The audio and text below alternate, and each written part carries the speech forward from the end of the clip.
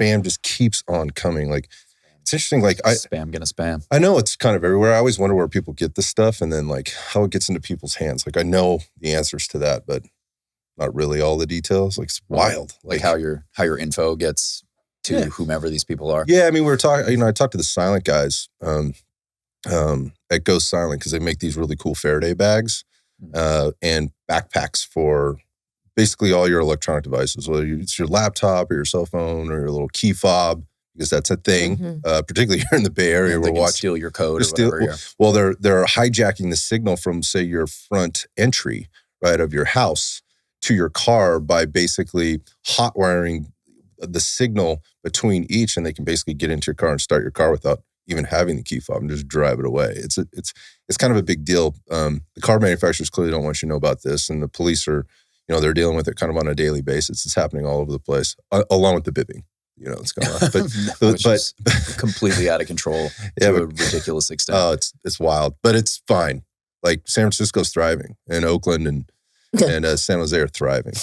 But the Bay Area is an interesting place. But going back to the Silent guys, the social engineering, and then also kind of what happens when you put your stuff out there in cyberspace now. It doesn't take long.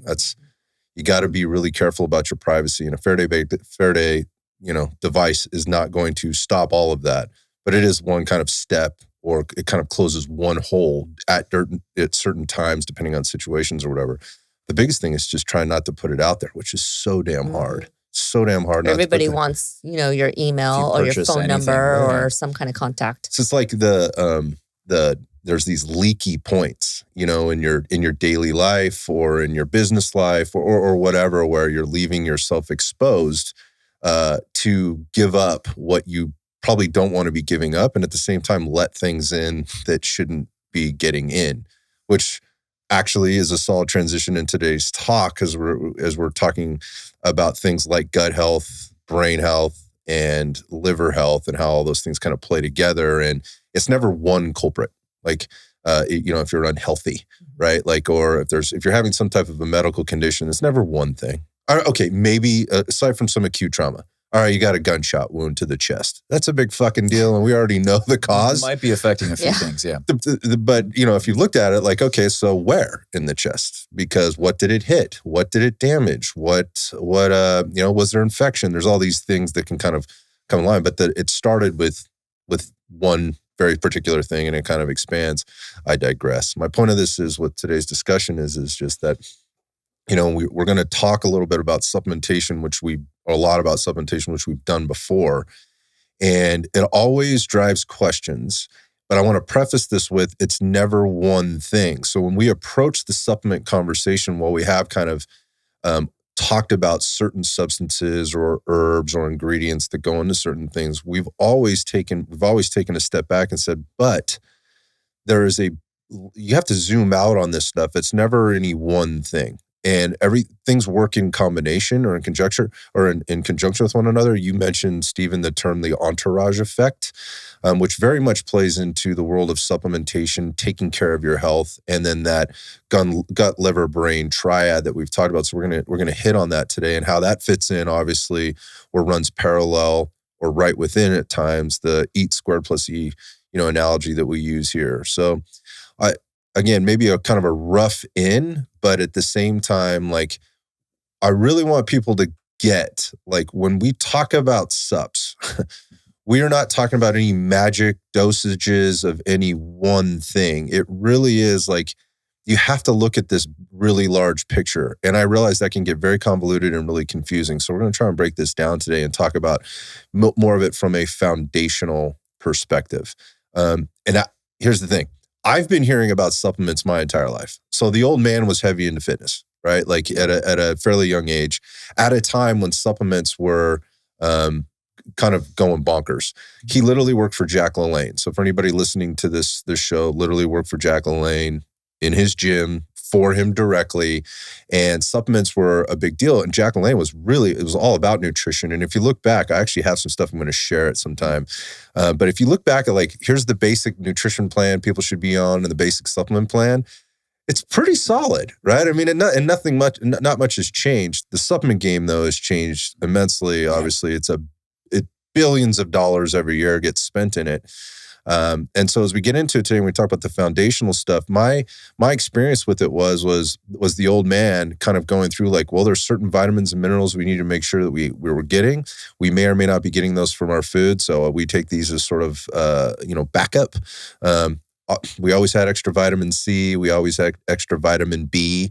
There was a multivitamin involved in there somewhere when we were kids. It was never something I really took seriously. Did you take them? Not regularly, not religiously. Like, first off, taking pills is never that much fun, right? Who loves doing that? We should talk about like pill fatigue, tablet fatigue here in today's show. But now, like but it was also never top of mind because my health at a very young age, I didn't give a shit about it. Yeah, I didn't worry about it. It takes care of itself when you're at that age. More or less. I mean, and if it didn't, then mom just makes a doctor's appointment and we get fixed, right? We get another pill. And that was I think that was probably my relationship with pills, is pills are medication. The old man knew or knows, or at the time knew more than obviously I did. But the other part of it was fitness wasn't a thing. Like, I really didn't have any fitness goals. My major concern for the day was performance in sport. Getting through fucking school and getting out so I could not be in school anymore. Like, instead, I figured it was sport. Going far around. That was later down the road. Okay. But, and as I got into performance in sport, like, then I started taking that shit really seriously. And then it completely shifted the other way to where I wasn't really caring too much about it, to now all of a sudden, like, what's the magic bullet? Give me the pills. Give me the supplements that are going to make me look like the dude at the time in the magazines. And he says he uses this shit, so I need that. Run down to the GNC, because that's what it was. General Nutrition Center was the place at the time. Run in there and just take all my money, because I'm going to go home, I'm going to start this today, and by tomorrow I should look like... I'm going to be huge. Actually. I should be jacked. There should be gains. Again, no real thought around the health process and or like all that shit I may have been taking. Did I even have any foundation for that stuff to be building upon? And I think that's really the question here. So I think by this point in time, everybody's heard about supplements, right? They probably have taken some or are currently taking them. So some of this information should really hit home. But at the same time, like, let's talk about the foundational shit. Like, we've talked about some fancy stuff before: nootropics, adaptogens, performance supplements. Let's talk about where do we begin? Yeah, that's the thing. Building blocks. Well, like, what's your experience been? I mean, Stephen, you've obviously given us lots of information about your history in the game, in the supplement game, the business of nutritional supplements. But where did it start for you? Where it started for me personally, I mean, I would say probably high school. I was super skinny, and I would say the first supplement that I ever ingested was some type of whey protein, because I was starting to lift weights when I was like 14, 15, super scrawny kid. I remember my goal was, I had like a wife beater, like an A shirt, that just like hung on me like a dress, and my goal was to fill out my A shirt. That was my little goal when I was a freshman. You're talking about the wife beaters. The wife beater. Oh, right. Wife beater. That's what so when you were that age and calling it an A shirt, I was much older calling it a wife beater. Yeah, wife beater, A shirt, tank top, whatever, your classic white tank. And it was baggy on me, and I wanted to fill it out. So that was my little goal. I had like my janky little weight set that, my dad's kind of like garage type of weight set.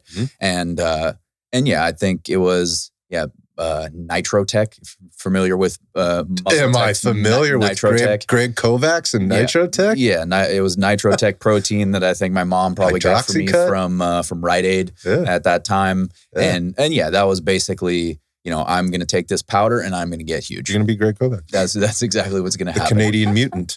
And then I think there was at that time also Nutrition Express magazine, where it was like a catalog basically that I would get some stuff from. I think I got into some creatine. It was like a creatine ethyl ester, which is now like a super outdated form of creatine that sucks.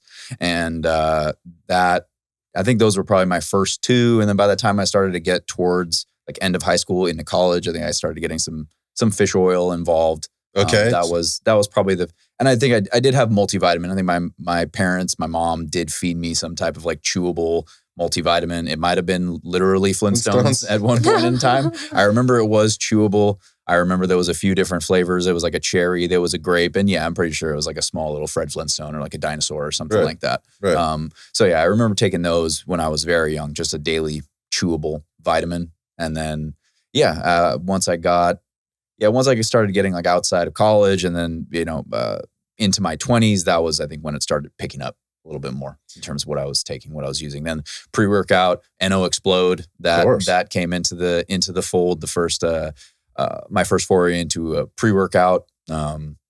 Triple H, the wrestler, was like the big spokesperson of that at that time. Yeah. Because he was jacked beyond belief because of his NO Explode. Not the prodigious amount of gear he was taking. Yeah.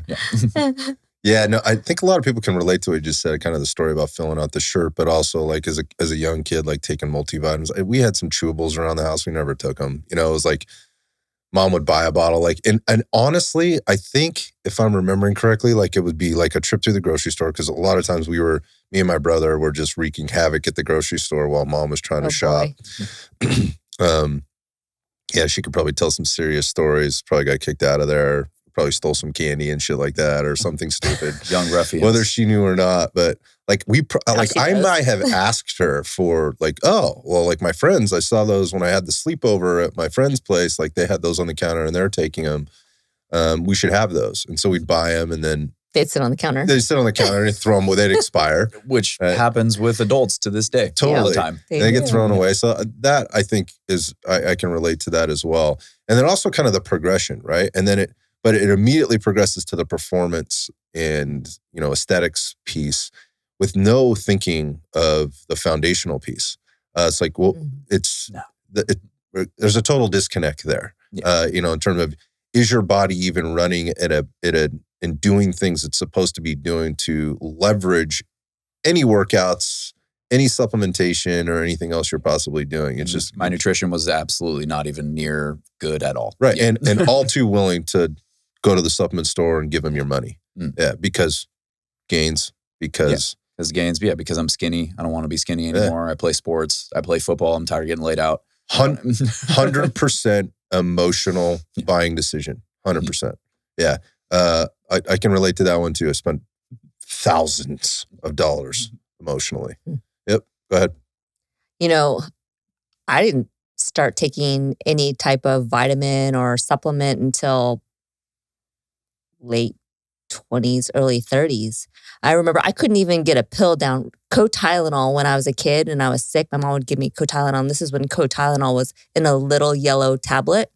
And the minute it would go in your mouth, it would start to dissolve. And then I would have gag reflex and it was just miserable. So, I had a really hard time swallowing pills.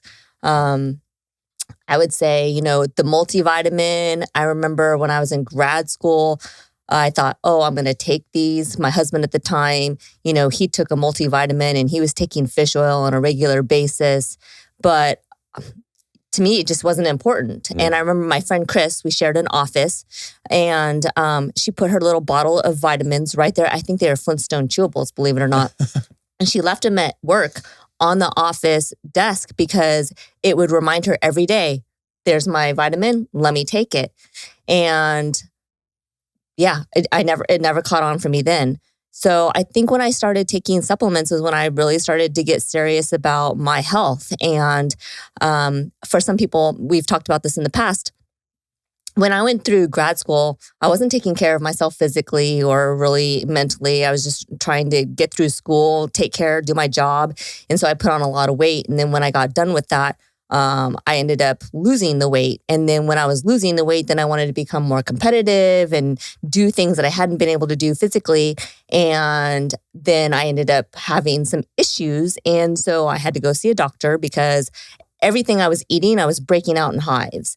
And so I had to go through an immense amount of blood tests and stool tests and all this stuff. And then it was probably around that time where I was like, okay, I need to start taking better care of myself. I was eating better, whole foods, vegetables and fruits and lean meats and stuff like that. But I just put my body through a ringer. So starting to do fish oil and then starting to do vitamins. But the thing for me was making it a habit, a daily thing, because, I'd start and then I'd fall off the wagon, and then I'd start and I'd fall off the wagon.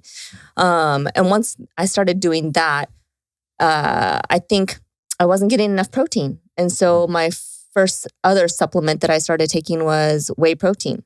And that was a big deal for me because I wasn't sure if it was going to be palatable enough. And I had a real thing with taste. Yeah. But I found one that I really liked. And so I started doing that.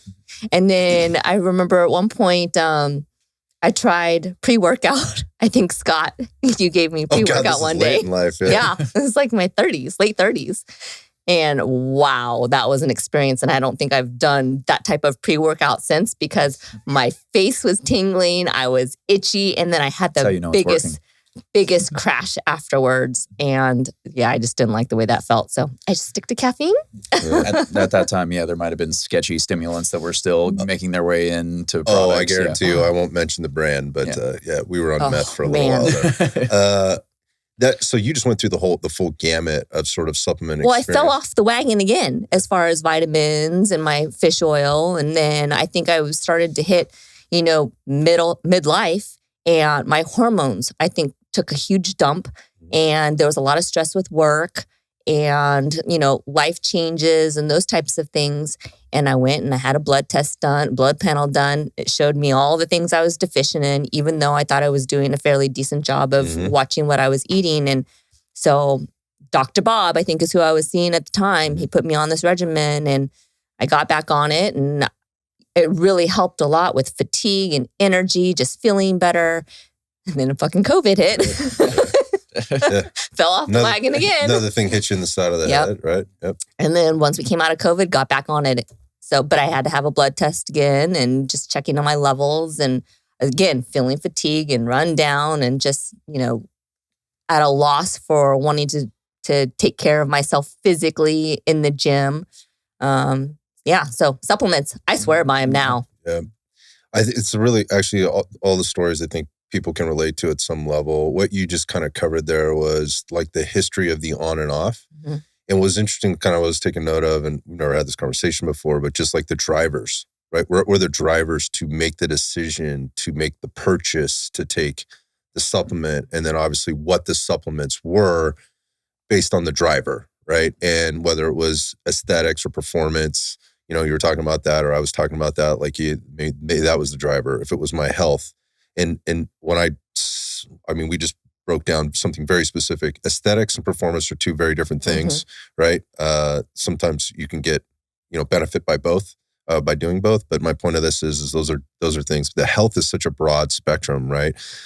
I'm fatigued, so I'm feeling tired. I have hormonal imbalance, and this has been measured, and I have objective data that just says that that's the issue, or I have objective data that says that I am deficient in a particular vitamin or mineral, or it's a symptom, something like I'm getting headaches constantly, and then to find out maybe you're anemic, and it's like, well, I'm iron deficient, and that's an issue, and those are the things that I think drive people a lot of times. And another thing is just waking up one day, looking at themselves in the mirror, and just going, I am not happy with the way that I look, and I need to make some changes. Supplements always work their way into that thought process, or whatever the conversation is that they're having in their head. It's interesting the way they do it. When I say they, I just mean anybody that's had that conversation, and myself included.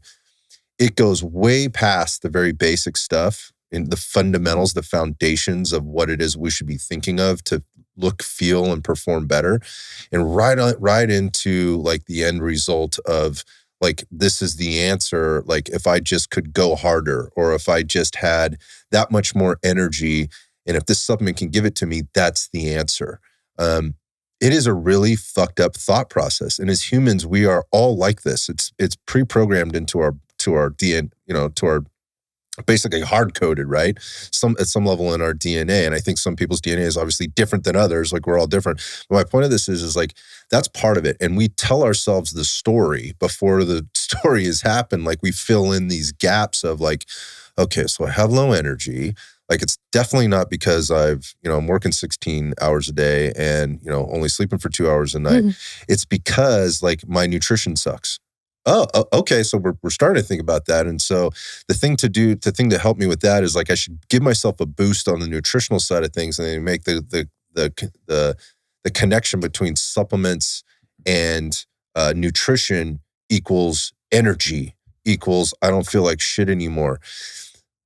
That is a really backwards way of thinking about it, but at the same time, like it's very normal. It's very human. I don't know, Steven, you're over there nodding your head like, oh my God. Like, I actually have that's a perfect lead-in to an experience that I had recently. Somebody who reached out to me. This was a former customer of mine at the supplement store, and he DMs me and he's like, man, you're the only one that I go to for this stuff.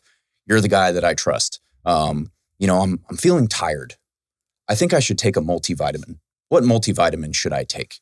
And I'm like, okay, let me set some context about this individual and what I know about this individual from how long he was my customer. So he's maybe in his late 20s, early 30s.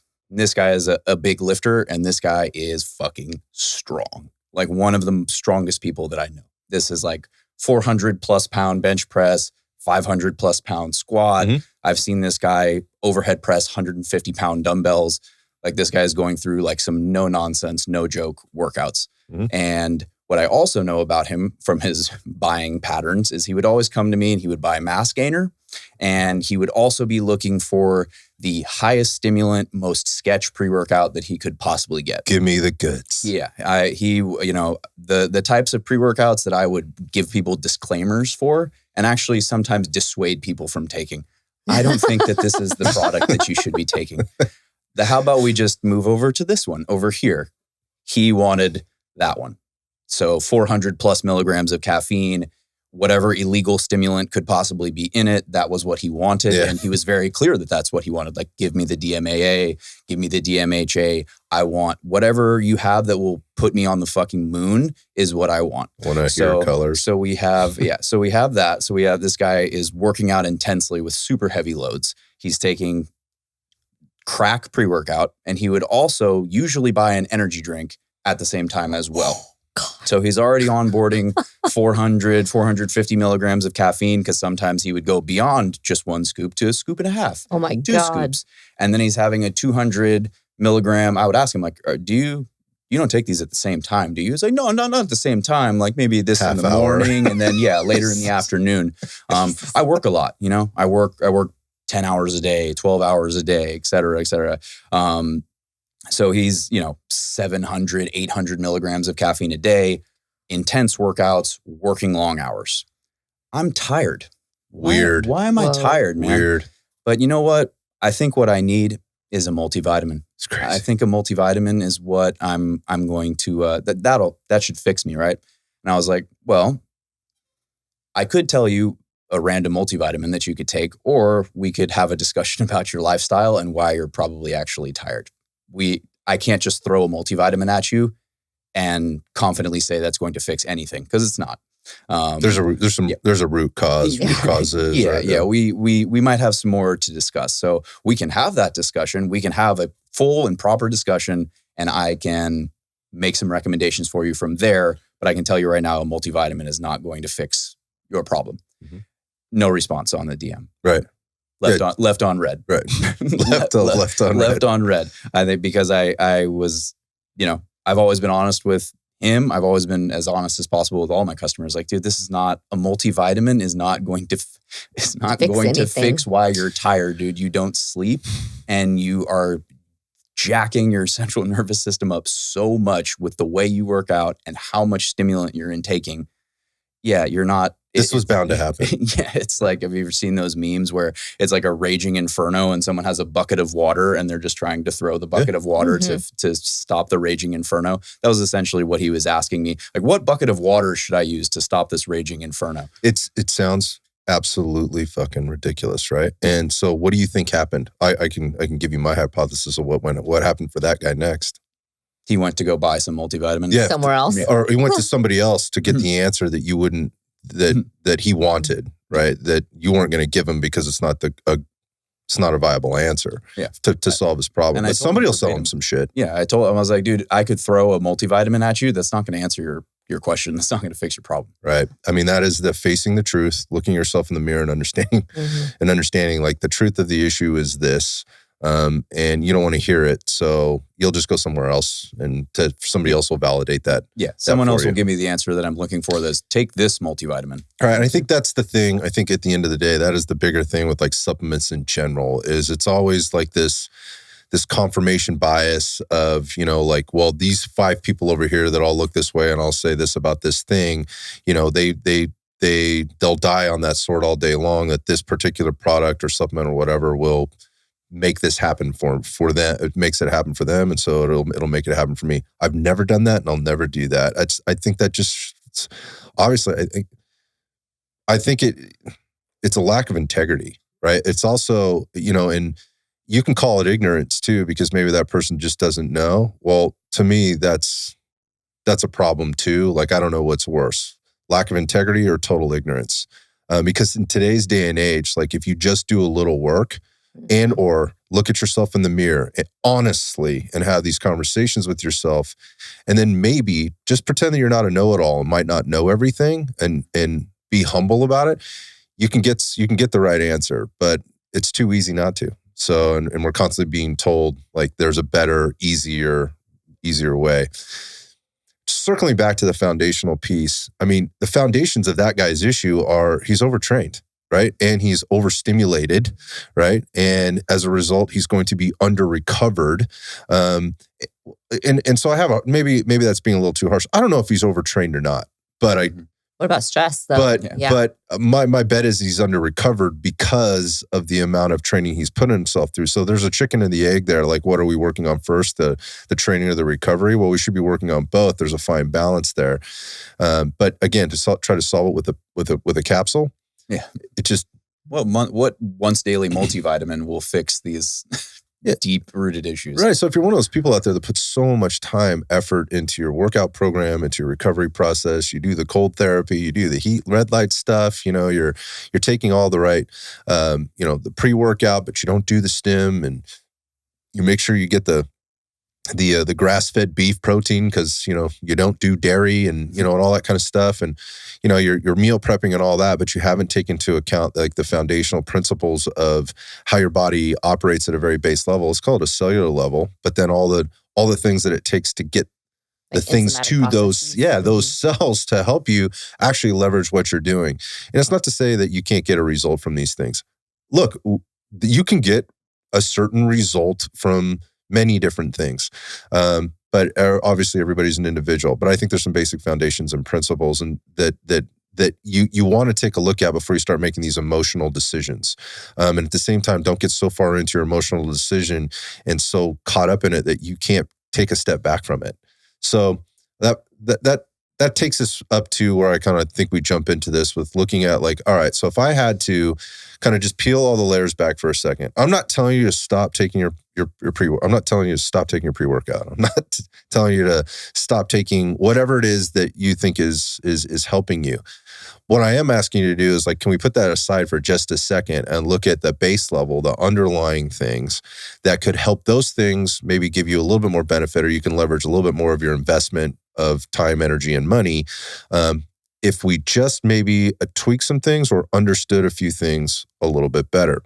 And so we try and make that as simple as possible by looking at very, very top level, like what are your goals, right? Like, what are your goals? Is your goal simply to look better naked? Like an aesthetic goal? Is it going to be more of a performance goal? Like, which can be very different again than that aesthetic goal. Like, aesthetics don't necessarily have anything to do with performance. There can be benefits by, training for a performance goal aesthetically and vice versa. But if your goal is to podium at the next, ultra that you run, Stephen, like aesthetics shouldn't be the focus right now. Like the focus should be to podium, right? So purely performance and recovery should be the focus right now. And then the last one being the longevity goals, or more just kind of health and wellness goal.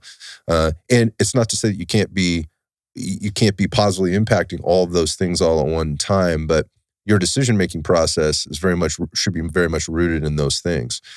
And then from there, like, how do I organize this? So if my goal is performance, aesthetics, or longevity, how do I organize where my priorities should be? And we try to make that easy with the acronym that we've used. Like, doesn't matter what those goals are, you can kind of look at it in our acronym. Again, for those of you that have heard this a million times, sorry. A million and one. You're going to have to hear it again. It's called, it's EATS squared plus E. And the first E is eating real whole food, right? That's it. It's really simple. I think most people can wrap their heads around that. The second one is the adequacy of the micro and macronutrients that you are getting from your eating that real food. Also knowing that even in a perfect world, we're probably not going to get all the things that we may need as individuals. Again, it's very individually based on environmental, lifestyle, internal, external factors. So we may need to be doing some targeted supplementation, right? Which that used to be what the T was very specifically. But, and we've explained this before, I made a sort of an executive decision to shift that to type of diet, because as much as people want to talk about supplements, they also want to plant flags in certain diet tribes, and whether that's carnivore, vegan, paleo, whatever it happens to be out there. We needed to peel back a little bit and start talking about that and how those things impacted the first two, the E and the A. So again, you can look at the T as kind of almost like a T squared now, targeted supplementation and type of diet, because the type of diet you're eating may very much influence or should influence how you are supplementing. How you're supplementing. And that's one of the jobs of Stephen and us as coaches, to help people understand and figure that out so that they're not ignorant to it and they are educated. They're not making just emotional, irrational decisions. And the last thing is sleep and stress management, last two things, sleep and stress management is the S squared, and the E, of course, is exercise. Supplements can support all of those things. Your foundation or your base level of health, base level of fitness, physiology, how your body processes things in order at a cellular level is super important, right? And so going back to the supplement piece, like if we are looking at like, okay, so told me triangle of awareness, aesthetics, performance, longevity. You told me EAT squared plus E. All right, now how do I attack these things? Because there's a lot going on here right now. Well, we can kind of break it down even more simply and go, well, what are the things we should be focusing on foundationally? The interplay between what Stephen refers to as the gut, brain, and liver triad. Because really, those are kind of your control centers outside of obviously your neuromuscular system when you're training, your cardiovascular system when you're training, and things like that. But those are the centers that control those systems. Those are the things foundationally we want to make sure are as close to running. I hate the word optimal, because what is that? But let's just say running on all 8 cylinders, if that's what we have to run on. If you only have 4 cylinders, you'd want to be running on 4, right? If I have 8, I want to be running on 8. If I got 10, I certainly want to be running on 10. The point of that being is like, let's make sure we're giving ourselves the right things foundationally. So where do we want to begin with this? Like in the gut, brain, liver piece, with regard to, like, if I had to make some choices here, like, what would my basic choices be? What would my basic approach be to supporting those systems to be in the best situation possible to get whatever my goals are, live happily, live vibrantly, feel like, make a commitment to it and know that I'm actually making, some progress here? Yeah. I think as far as, this is the question that I usually get asked is, very generally speaking, what should I take? That's usually the first question that I get is, what should I take? And usually after I take a deep breath and try to okay, what should you take?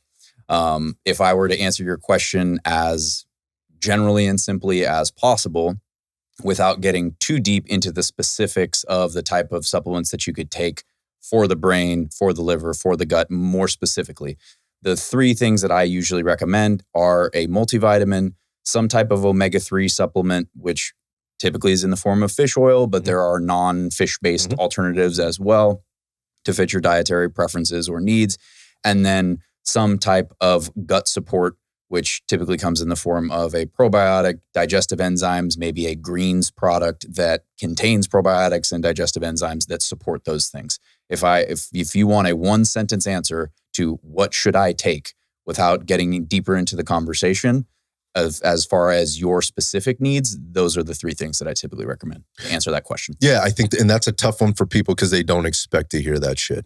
Yeah. That's not what they expected to hear because it's not what they wanted to hear, right? They want to hear like, give me that product, give me the Explode, yeah. Right? Give me the specialty product, yeah, right. The hydroxy cut, going back to that company, Muscle Tech, and they're still around.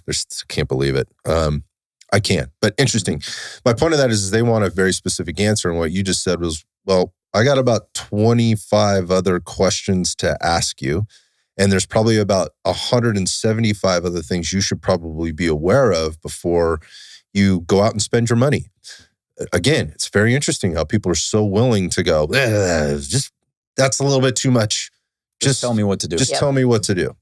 And then what's even more interesting to me is how upset people get or how quickly they are to badmouth a coach, a product, a specific supplement, even a doctor or whatever, when after making that emotional decision and spending that money on some specific product, it doesn't give them the result that they expected, which is mind-boggling to me. And they are all too willing to tell all the people they know publicly, jumping on social media platforms, going to do reviews on like Google or Yelp or whatever else about what kind of bullshit this person is selling because they decided they were going to go out and buy a product that they decided was going to make the difference for them, and when it didn't, it was everybody else's fault.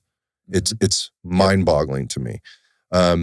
So yeah, I get, so you preface that with like, after you take a deep breath, because again, you kind of know what the outcome of that ultimately is, like, oh my God, I just want the answer. Like, people get so impatient.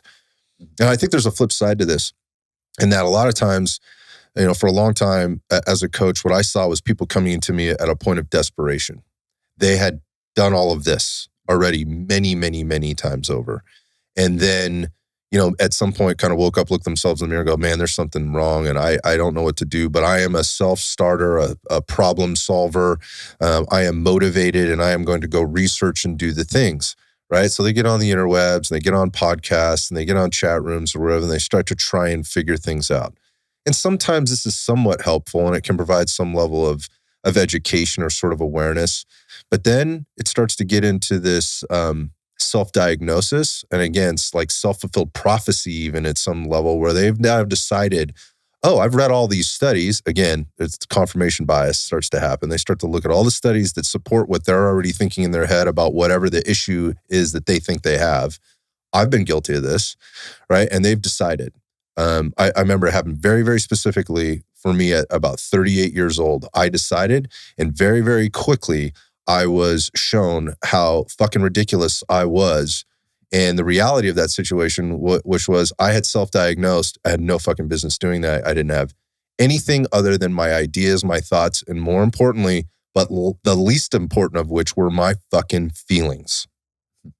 That's what it was. It was my feelings. Like, no, I really feel like I've got this, and this is all the reasons why. I digress a little bit again and say all that just to say, like, the pathway that people take is very much that way sometimes. And a lot of times they spend thousands of dollars even getting tests done, spending money on supplements, going down this path of, trying to self-diagnose and cure. And then they wind up maybe in a doctor's office and, or a physician's office or some type of practitioner somewhere. And oftentimes, they're given medications or drugs, and it's being packaged with the label of, this is the answer to your problem, and it's not the answer to their problem. And so they're, again, now looking for another answer. So many times I've run into this, where people have come in and they're at a point now where they know a few things, but they also know, and one of those things is like, they're not right. And they also have had to face the reality of, I've done all this stuff to myself at a time, and I understand that's now part of my problem because I've further fucked myself up, for lack of a better term. and they're searching for answers, which just makes them, a lot of times, folks, that much more susceptible to buying the snake oil or the new product or the new answer, or again, the new confirmed bias, or confirming the new bias that they might have. It is very frustrating for coaches and people. I got away from actually doing the coaching for a while in that kind of lifestyle nutrition realm because I was getting worn the fuck out. I'm like, listen, just sit down and listen for a few minutes. Let's take some time to kind of figure out this problem. And almost always, and it's not 100% of the time, but a good amount of the time, it just came down to the very basic principles that we've already stated with regard to the eat squared plus E plus this gut, brain, liver triad. Like, there are certain things that are just not operating the way they should or could be operating. And yeah, you're right. Yeah, you kind of fucked some of these things up on your own. That's okay. It's not that it can't be unfucked. We just have to work on some things and you have to have a higher level of awareness. But maybe it's less supplements, Yep. right? Maybe it's less exercise, right? Maybe it's a little bit more rest. Maybe it's a little less no days off kind of attitude. Maybe it's a little bit more of that kind of stuff. And that's really tough. It's a really, quote unquote, for lack of a better term, pill for a lot of folks to swallow. So again, the supplements become almost like a religion, to an extent. It's like, no, these are the answers and I can't let go. That's dangerous. So your answer just really could get under somebody's skin, right? And really get in their head and really fuck them up, kind of. That it's that easy, or it's that simple sounding. Yeah, because it is kind of, and it kind of makes sense. Conventional wisdom would say, he's probably right about this, but that just means everything I've been doing has been wrong. Yeah. I mean, it's a classic case of majoring in the minors that we've talked about before and looking for 90% of the answer in the 10% margin. Yep. When that's not where it is. Yeah. But I think many people feel more clever or feel like the answer is more complicated than it is. And they're like, oh, well, this is the secret. If this is the secret combination, yep. When you could just stick the key in the doorknob and just turn it. Yeah. Yeah. You could do that too. Yeah, you could. Yeah, you could. So let's circle back. So one of the things you said, let's start with the multivitamin mineral complex type of approach. Because I think going back to all of our own stories, we all at some point probably took a Flintstones or know somebody that took a Flintstones vitamin or something like that. And again, going back to that conventional wisdom, it sort of makes sense, right? But there's also a lot of information around this stuff that can be confusing for people. And maybe we just kind of talk about multivitamin minerals, what they are, misnomers, legends, tall tales, that kind of stuff. Yeah. I mean, I think the first question I usually get asked, or a common question I get asked, is, do I need this? Is a multivitamin going to do anything? And the answer I usually give relates back to what you said, CeCe, that you thought you were doing a good job diet-wise, and then you got your blood work back and you were deficient in all of these things, even though you were aware of what you were eating. And that's how I often explain it to people. Even if you are doing a good job, and you very well could have been doing a good job with your diet, we all have areas where we are missing things. There's going to be holes, and there's a number of reasons for that. Unless you are just 100% hardcore on top of your diet at all times, there are most likely areas that you are deficient in or that you are missing. And you could even be eating the right foods, but as we've discussed before, the nutrient density of our food is not the same. Yeah. And again, just to be clear, and I've said this many, many times and, on the show and otherwise, and that is our health and our dietary success is never solely based on the food that we eat or the exercise that we do, right? So even if you are that hardcore and staying on top of things, there are external factors that you cannot control. External factors or how you manage your stress as well is going to impact, your whole digestive system. Just the air we breathe, the water we drink, all of those things, even if you're trying to manage that stuff, the things that are in the air, right? The environment that you walk into at work every day or don't walk into every day or whatever, all those things are factors. Yeah. So I mean, I use the multivitamin is a good, I think you'd called it earlier, like a backup or an insurance policy. It helps plug some of those gaps so you don't have to think about it quite so much. We were talking last night, we exchanged a couple texts how often do you wake up in the morning and where am I going to get my manganese today? How am I going to get my RDA of molybdenum today? most of you probably have no idea what the fuck I just said. Right. As far as those are the types of trace minerals, where am I going to get my selenium today? And that's where a multivitamin, a well-formulated multivitamin, can plug some of the gaps and serve as that insurance policy to just kind of blanket, obviously doing a good job with your diet and your nutrition, that's going to cover 90% of things, but that little 10% margin, which is exactly what supplements are for, they are supplementary. That is where a multivitamin can come in and give you, again, insurance. What's insurance? It's peace of mind. It's a backup, essentially. So what type of multivitamin you're taking, now that there can be a lot of nuance there. Yeah, tons there. I think there's like 13 essential vitamins and like 15 essential minerals that our body absolutely has to have, right? Otherwise it can't make it. It has to get it. They're important. And then there's other ones that included on there are some ones that it will make on its own.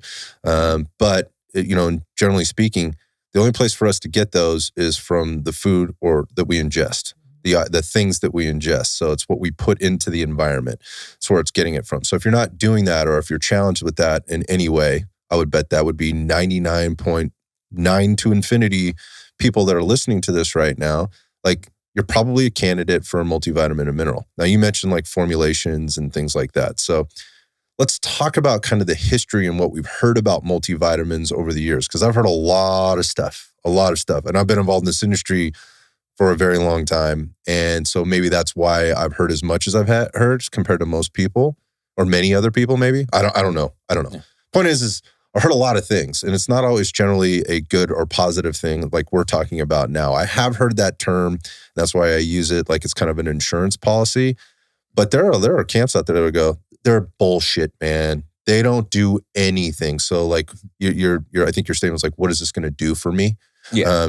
Well, that's a huge fucking depends on a lot of factors, like your current state of health, right? And fitness and history and all that certainly play into that, the answer to that question. What gaps do you have personally? Yeah. And the other part is like, well, where's it coming from? Like, what exactly are you putting in you, right? From a multivitamin, like a capsule perspective, like what actually is going in? Like when I say that, like, where'd it come from? Like, what's its source? Are you sure that what's in there is in there?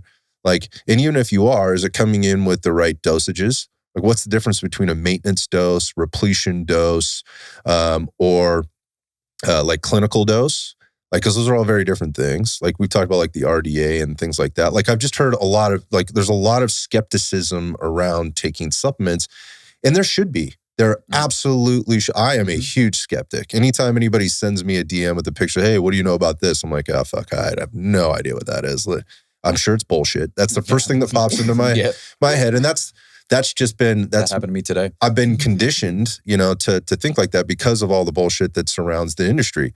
It's done this to itself. We've done it. Like, I'm guilty of it. There were times where I was not informed and gave information from an uninformed position that now I go back, and if I could, I would go back and apologize to all the people that I gave some of this information to unknowingly, right? Like, I thought we were right, and things have changed. We're always learning new things. So I'm always very careful these days to make sure when we make statements about this stuff that we leave room, right? And that's not room like I'm giving you this bullshit and I'm giving you a disclaimer that it could be some bullshit later, so don't hold me to this. It's more like, look, this is reasonably what we know right now, and things change all the time. But, I'm going to try not to give you to reach beyond that. I'm really going to try not to. Like, and I'll always, take responsibility if that's happened at any point, but I really work hard not to do that. And I know you guys do too. But the point of this is like, what's going in? Like, how are you putting this in there? Where is it coming from? Where is it sourced? Are you sure? What's the efficacy of this stuff? And by the way, are you even taking enough to make a difference? That's a big thing. So people are like, oh yeah, they're bullshit. They don't do anything for you. Well, what is it that you're trying to do is the question that I would ask. And if you got on right now, I know because I did this, and I just Googled like, what's the benefit of a multivitamin? The first 10 articles come out of like the Harvard School of Medicine, the New England Journal of Medicine, things like that. And all these articles will say, hold on. Actually, I'll pull it up because I have it here. Curious. Here's my keyword search was why a multivitamin is important. Sorry, that was my keyword search.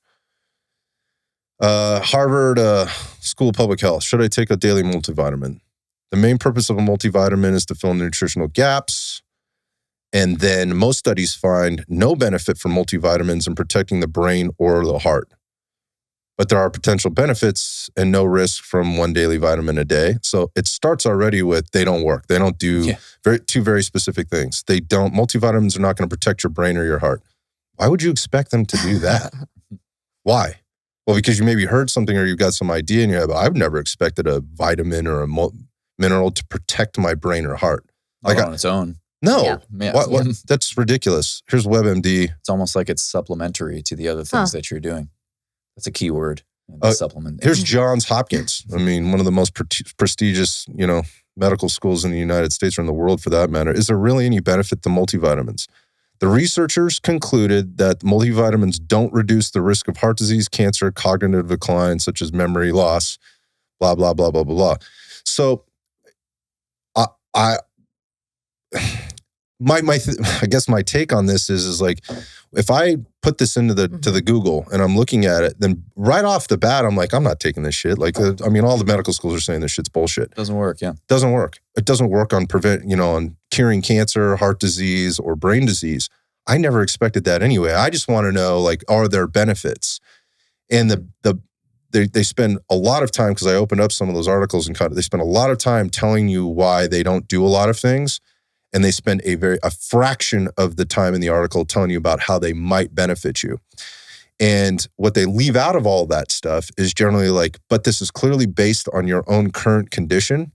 And they leave out things that could enhance the benefit of taking a multivitamin, like exercise, like getting plenty of sleep, like drinking plenty of water, like managing your stress, like all of those things. Like they could be important and they might impact the impacts of taking or onboarding this additional supplement. So my point in saying all that is to, put out there that I know a lot of people are very skeptical about taking a multivitamin, and they should be. And why wouldn't you be when you open up the Google and the first 5 articles there from all the big medical schools say they don't quote unquote work?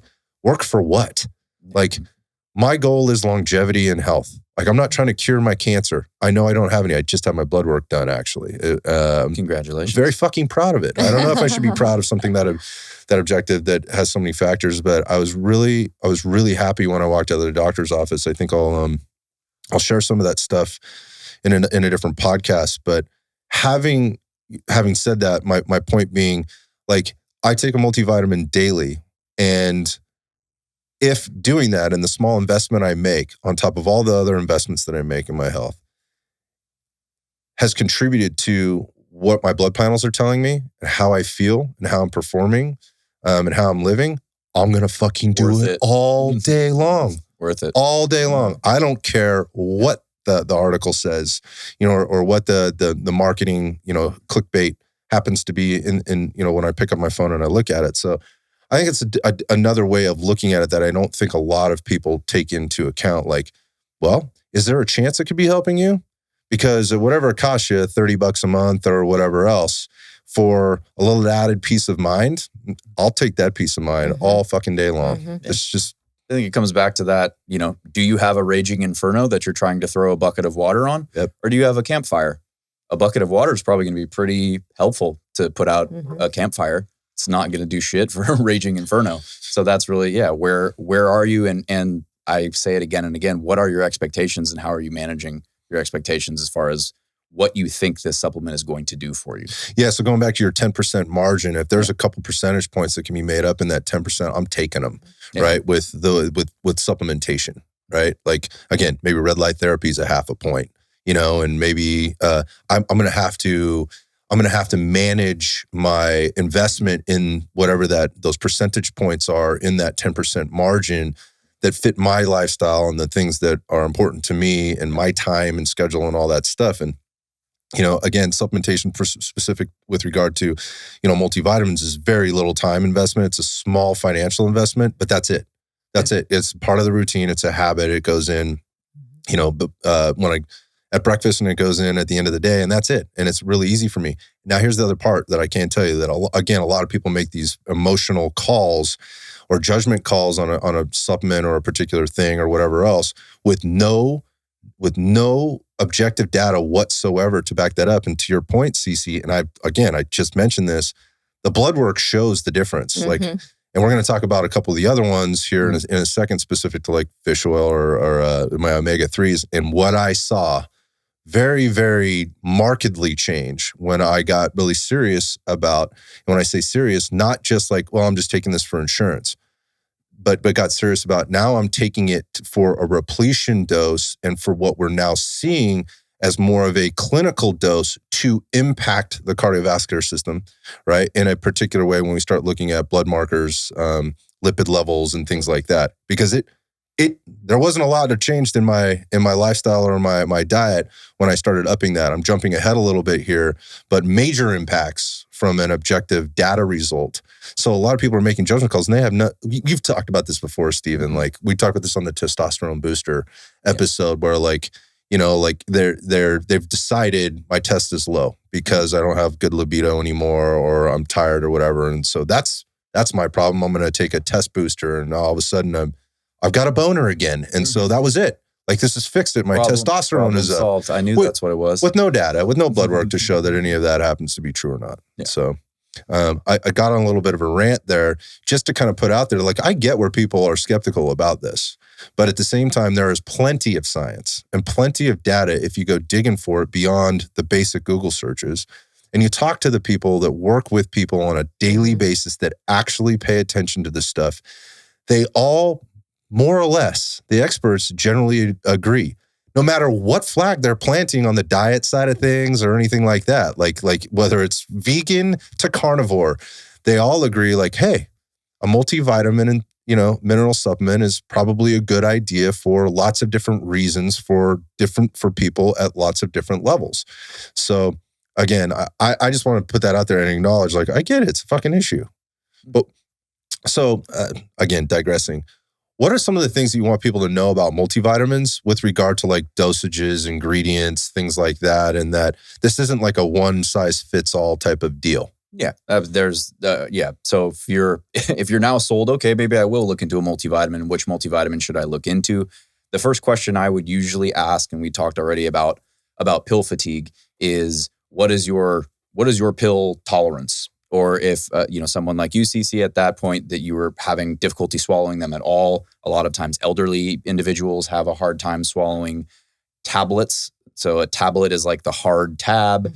A capsule is usually coated. It usually goes down a little bit easier. So I would usually ask people, okay, what do you reasonably think you will take consistently? If I were to tell you, okay, this is a 4 capsule dosage, a lot of times, I can't take that many capsules. Like, why so much? No way. I can. Okay, so you can't take that many capsules.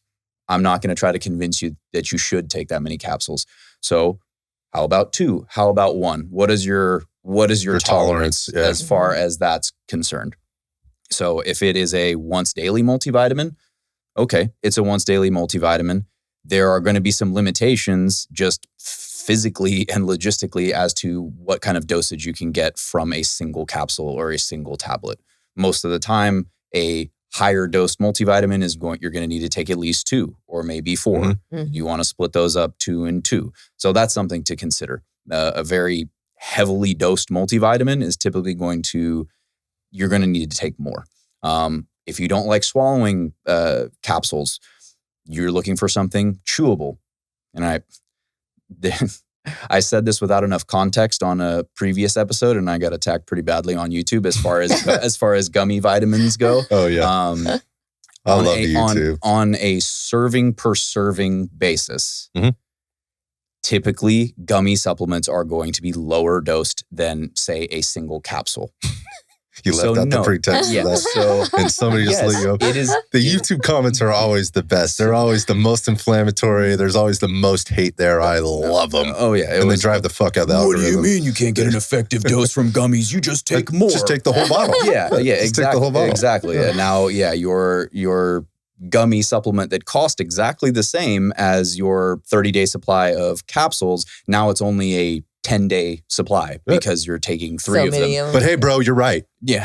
But hey, bro, you're right. You win the comment section for the day. It is possible that you can get an effective dose from a gummy supplement if you take a gang of them. Well, they taste delicious, so I'm just going to do that anyways. Cool. Okay, go ahead. Enjoy your turbo You do diabetes. You're paying more per serving, but congratulations. Yes, you can get an effective dose from a gummy vitamin. They have been doing a better job, though. I think gummy vitamins are getting more higher dosage per serving. So yeah, that's an option for you as It's well. so much more fun to take. Yeah, and that's okay. If you want a little more fun in your multivitamin, that's okay. Take them to the show. Take them to the movies. And there are just some considerations as far as price per serving, essentially. So that's something to keep in mind as far as your multivitamin. There are also certain vitamins and minerals that most multivitamins are not going to cover a full effective dose. Yep.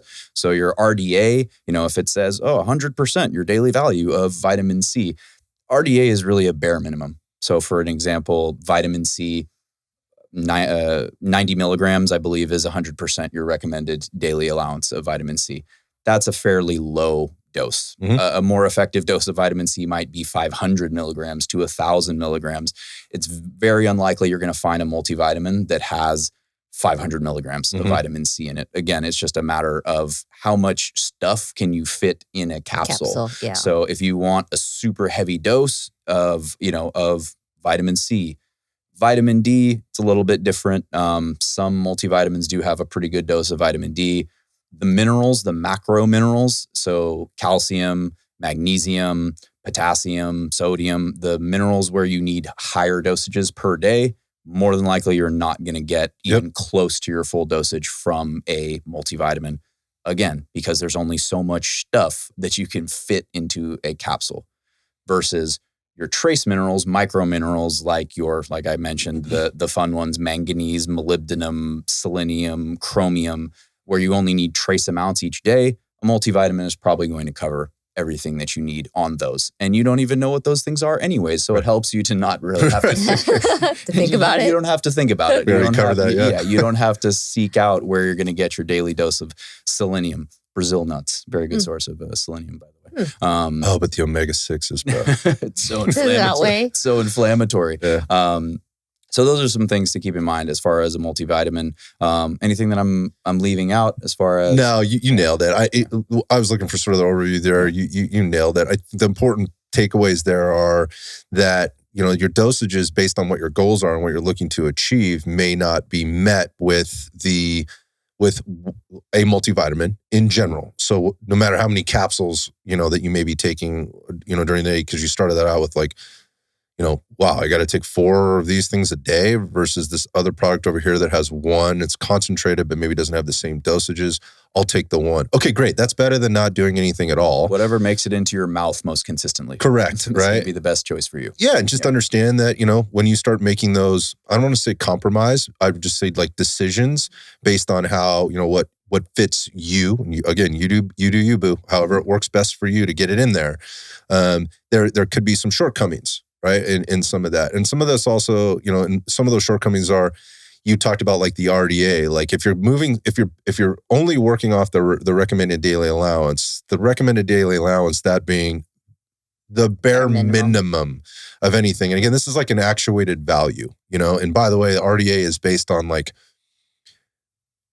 I think it's 175-pound male living in a temperate climate that deals with little to no stress on a daily basis. At least that's what I was taught to me or moderate stress. Sorry, I think was the qualifier. This is how it was taught to me when I went to university in the School of Nutrition that I didn't spend very long in because they were saying shit like this and then making decades ago recommendations. I was like, hold on. And then every time I asked a question, I was just met with fire, with the fire breathing dragon. How dare you question the great dietitian? Yeah, from the nutrition expert at the front who clearly had an eating disorder.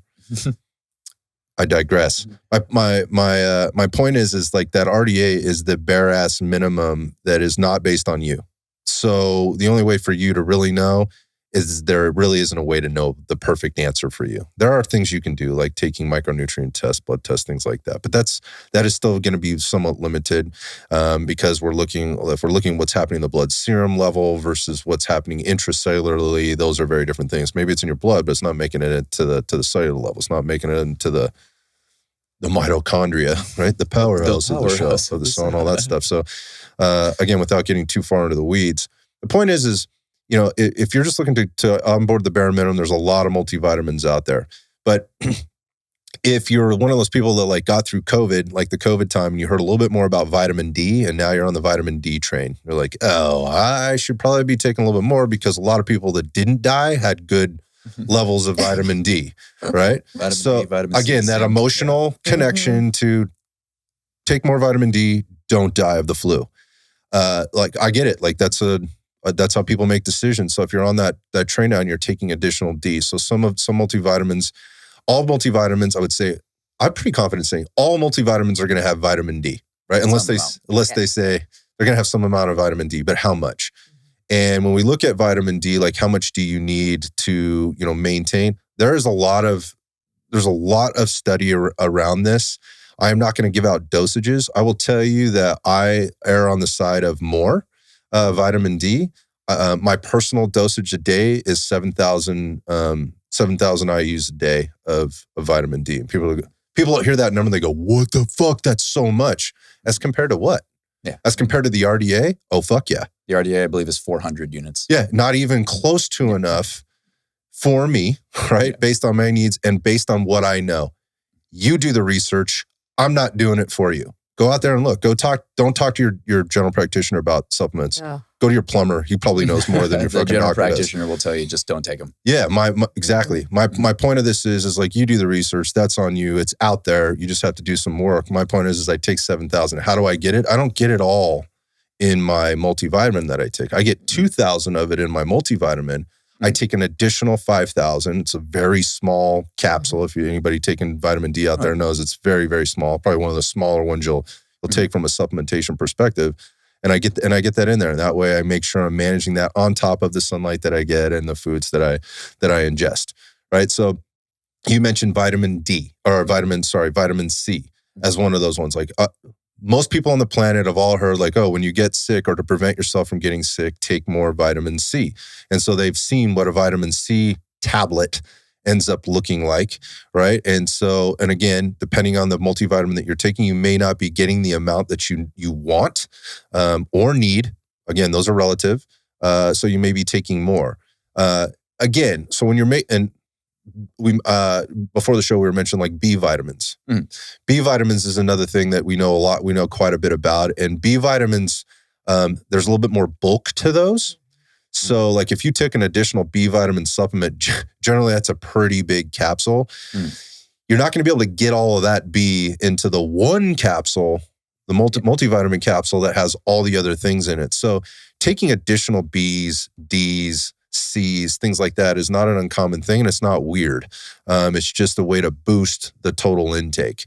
Is there anything you wanted to add on that? Yeah, I mean, I think just an important note on dosing, just from a general standpoint, the difference between water-soluble vitamins and fat-soluble vitamins. So when we hear about expensive P in terms of multivitamins, that what you may be seeing in your urine as your highlighter colored urine or your very fragrant urine, the water soluble vitamins are going to be your B vitamins and your vitamin C. You more or less cannot OD. I'm sure you could figure out a way to OD if you really tried. But Steven said. But typically speaking, any excess vitamin B vitamins or vitamin C, you're going to urinate out.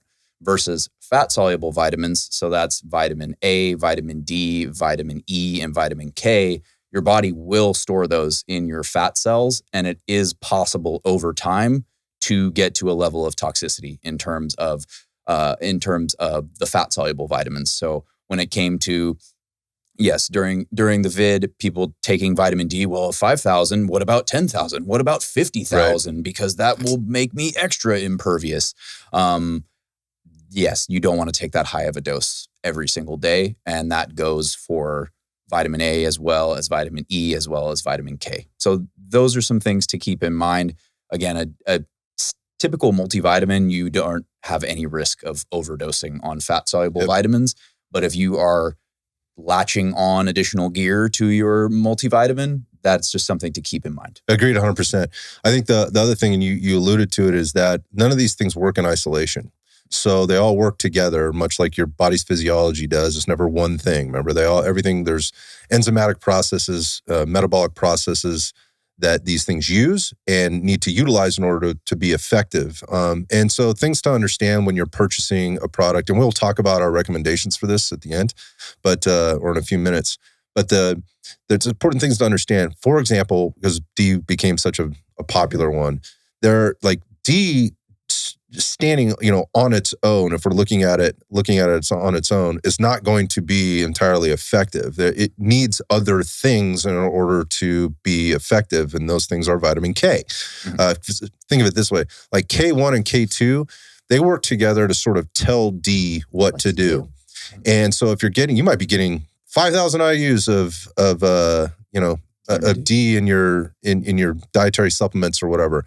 But if you're deficient in K or don't have, you have some type of a metabolic issue that reduces your ability to utilize that K, again, being one of those ones is fat soluble, you might not be getting all the benefits of the D that you're taking. So again, when you're choosing supplements, it's important to kind of, again, you can't know it all, but understand that these things never play in isolation. So if you can get a supplement that does a really good job of formulating itself, not just to put it on the label because it makes people happy and feel warm and fuzzy inside, like in the immortal words of Tommy Boy, if you want me to take a shit in a box and stamp a guarantee, I'll go ahead and do that for you. But all as the producer of that, all you know is you've just given somebody a guaranteed piece of shit.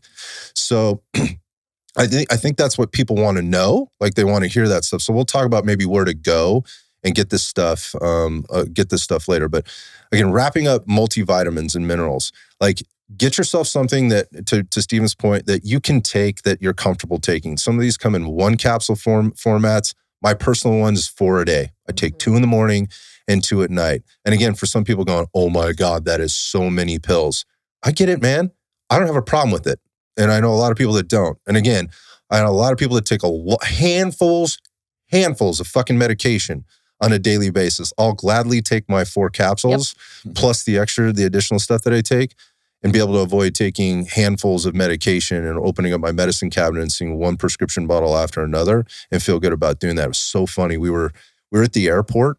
This is real quick on the vitamin thing, because we organize, CeCe and I organize ourselves in these little, pill containers for cases. Yeah, there's one for every day of the week, right? And there's a morning and an evening, right? So they all go in there. That just makes it easy. You stock it once. Yeah. It's there. Good for the week. Yeah, and it's also a level of accountability, because I know if I missed today, it's still full. Like I missed. And you have to look at it. I look at it. It's like, shit, damn it, I need to be better. So there's a reminder to it versus like opening each bottle every day, dumping it into your hand, and again, I think that's a good practice to get into. It's kind of ritualizes it for me too. Be consistent. Yeah. Yeah, because I can, like, if I'm traveling or whatever, it's really easy. Like it's not sitting on my kitchen counter. I can easily miss it.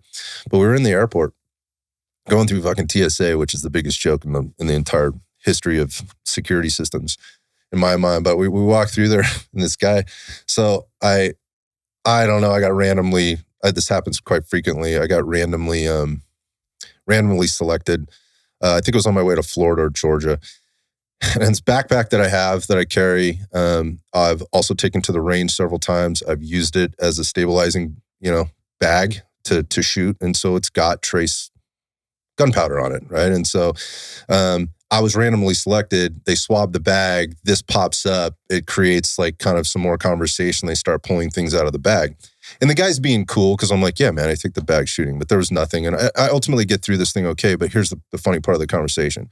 So this guy in the TSA uniform, it's clear to me he doesn't work out frequently. Maybe he does, but it's not really showing if I'm trying to be nice, but also, honest about this. Sure, he's a good guy. Whatever. The point I'm trying to make is he's going through my bag and he's pulling stuff out, right? A little bit, just kind of checking. And he goes, is this medication? And I go, no, dude, those are supplements. He goes, and then he's jokingly, because at this point it's kind of gotten comical. He goes, man, because you don't look like a guy that's sick. And I go, bro, I take those so I don't get sick. Basically at this point I'm kind of losing my patience, but the connotation, like this connection this guy was making between the pill box, right, and the being sick and the being surprised at how much was in there, again in this 7-day container, really threw the guy off. Like I was fucking weird, like I'm abnormal. Yet if I go to, we already know this. So if I go to 75% of the people in the United States, right, and I go into their bathroom and I open up their medicine cabinet, I'm going to find a prescription medication. And as soon as they get to 3, there's like a 60% chance they're going to be moved to 5.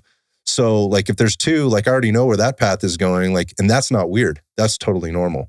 Health. Health. Yeah, get off my soapbox. Health. So going back to like, that's a lot. Like it's a lot compared to what? So maybe keep those things in mind as you're looking. All right, moving on from multivitamins, we spent quite a bit of time there. Let's move on to the omega-3 stuff, because I think that's something that people have heard about and they're probably a little bit on board with, but maybe don't understand kind of the things. So go ahead. Yeah, I mean, I think generally speaking, it's pretty well accepted by most people at this point in time that most people are not consuming fatty fish on a regular basis, which is really one of the only sources of EPA and DHA. There are other omega-3s, ALA, like what you find in flax seeds, chia seeds. Your body has a very difficult time taking ALA and turning it into DHA and EPA. So most of those, most of the omega-3s that we're really deficient in, we're not getting from our diet. Mm-hmm. So we need to get them from a supplemental source. And the benefits, I think, again, are pretty well known for brain health, for cardiovascular health, for joint health, even hair, skin, and nails. I would say brain health, cardiovascular health are the primary benefits that most people are taking an omega-3 supplement for. Some things to keep in mind. Mood elevation, I think, is a big one that doesn't get touched on enough. And research is finding more and more individuals who are diagnosed with some type of clinical depression tend to be deficient in omega-3s, specifically EPA. Mm-hmm. And we're also finding those with neurodegenerative diseases, Alzheimer's and dementia, also tend to have a deficiency. Facts. Yeah, in DHA or EPA. And so a fish oil supplement is it's good practice. It's good practice for most people if for whatever, and you hear, fishy burps. Okay, fishy burps, that is an indication probably of a poor product. Right? It's a poor product. Or poor gut health. Yeah. So that you're either not utilizing it very well or there could be rancidity in the product. Mm-hmm. I've always mentioned when I talk about omega-3s, that's not the thing to cheap out on. It's not the thing to get the 400, 500 count at Costco that costs $20 because that's some like rancid fishmonger garbage that you don't know what is in that capsule, how rancid it is, how oxidized the oil is. Sitting there. Yeah. I can tell you this right now. I think a lot of people that they're like, oops, I got that 400 count thing in my, go look at it right now. It probably has vitamin E in it, which is not the same. While that's a fat soluble vitamin, that is not the same as the EPA, DHA that's coming in, or that you should be buying your fish oil for the results that or the impacts that you're suggesting. The vitamin E is a preservative. Yeah. To preserve the shelf life, the rancid shit that's probably in there, or to keep it from going rancid. So, and again, that's a really bold statement that, anything that has vitamin E in it from a fish oil perspective is not a good product. You make your own determination there, but you don't need that in there. It shouldn't be in there. It shouldn't have to be in there if that shit is sourced from a reputable place, right? And we can talk about that later, but the point of this is don't cheap out on the omega-3s. Yeah, that one in particular, I think, versus other products where you may be able to still get some benefit from a quote unquote discount product. Mm-hmm. As far as just how the manufacturing process works, it's a good practice to spend a little more on the omega product. You two are more well-versed in this than I, but, all of the, I would say, quote unquote, quality fish oils that I've come across, they are usually refrigerated when they are delivered to me, or if I go to purchase them, they're never sitting on a shelf. Yep. Yeah. Because they don't have preservative. That's very much the case. Yeah, that's to prevent the rancidity and the oxidation. Especially 100% if you're taking a fish oil in a liquid form or a cod liver oil, which is in the same ballpark. It's a little different, more of like a vitamin A, vitamin E source. But yes, any liquid fish oil should definitely be refrigerated before you purchase it, and definitely after you open it as well. So yeah, that's to preserve it so that basically the fatty acids are not damaged by light or by heat, etc. Yeah, dark bottle. So again, the bottle that's sitting on the shelf at Costco that's in the clear plastic container where you can see that golden color gel cap through the through the plastic behind the label.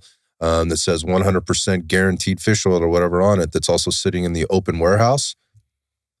Think about that, right? Yeah. Based on what we just said, like you make your own determination. You're making a really good point too on like the types. Like it's not just fish oil. It's like what's in the fish oil. You mentioned the EPA and the DHA. I referenced earlier how that impacts cardiovascular health, your lipid profiles. And we've talked many times on the show about brain health and how it impacts that, as well as intestinal or gut health. And there's many factors here. At this point, this is what I tell people when they ask me, so what's up with this fish oil? And, without being insulting, I just tell them, look, man, if you're not taking, a quality fish oil at this point, you're either not paying attention or you're making a conscious decision not to. That's kind of the way I feel about it. Because even in the very general medical field at this point, like it's gotten around enough, the benefits that a good quality fish oil can provide you from a cognitive perspective, gut, brain, liver. We're covering it. So, and to your point, CeCe, like what isn't being talked about is like how to get it, like where to get it from. So deep, cold water fish that come from like the North Atlantic, like literally from like Scandinavia, like the Norway, the Netherlands, those types of places where it is not farmed fish, right? It is coming from deep where fish have to have a certain amount of fat in order to survive. That's what we're talking about here. Cold water. Cold water. Like, so again, unfarmed, unfucked with, nature. And it's generally extracted right away, and it's not treated with heat. It's literally, there's a pressing process that goes into it, much like people have heard about like cold pressed, like pressed olive oil versus heat treated olive oil, and those things. People want to talk about that stuff all day long with me, and I'm like, great, yes, you go with the cold pressed stuff. That's what you want because it doesn't impact. The heat doesn't, or the heat will impact denature the substance itself at a cellular level. So those are little things to know. And there's little things that you can see stamped on the bottles, with regard to, where these things come from and the guarantees and things like that. Just understand that, this is an important, I think, aspect for just about anybody. I would recommend fish oil to anybody. Again, I'm no doctor. If you're being treated for some clinical, situation, ask your doctor first, but getting yourself a couple of grams of fish oil in the system a day is a solid practice.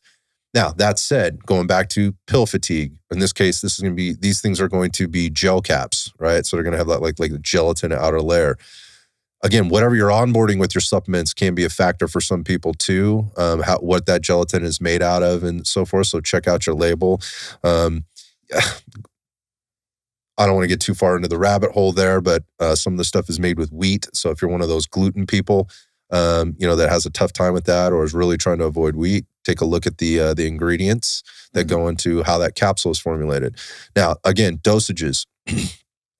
Basically, 2 grams is really what's been agreed upon with regard to 2 grams in total of EPA, DHA is sort of what's being agreed upon and talked about in I would say the medical communities, particularly if you start talking with like naturopaths or homeopaths or like functional med docs. I believe it's making its way into sort of the mainstream, but 2 grams are 2 large capsules.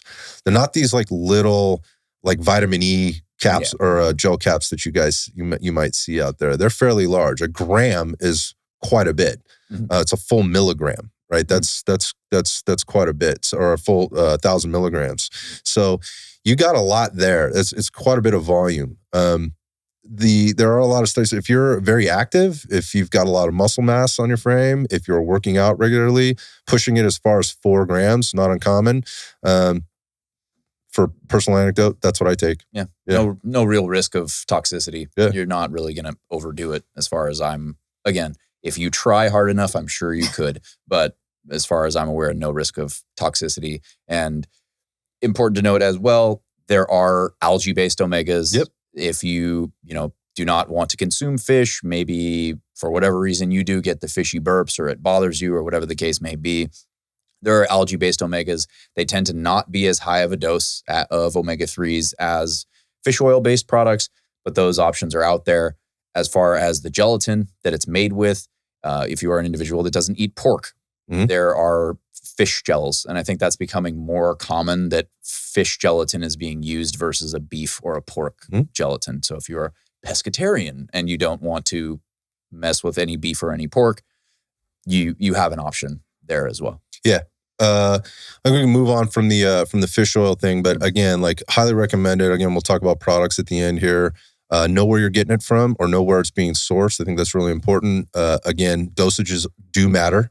It's not just, give me the fish oil on the left because that's $22.99 and the one on the right is $32.99 for similar dosages or similar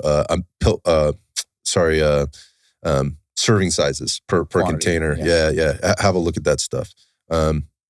Okay, moving forward. Last thing I want to talk about is going back to the gut piece. So when we're looking at gut health, but also as it relates to liver and brain health, are probiotics.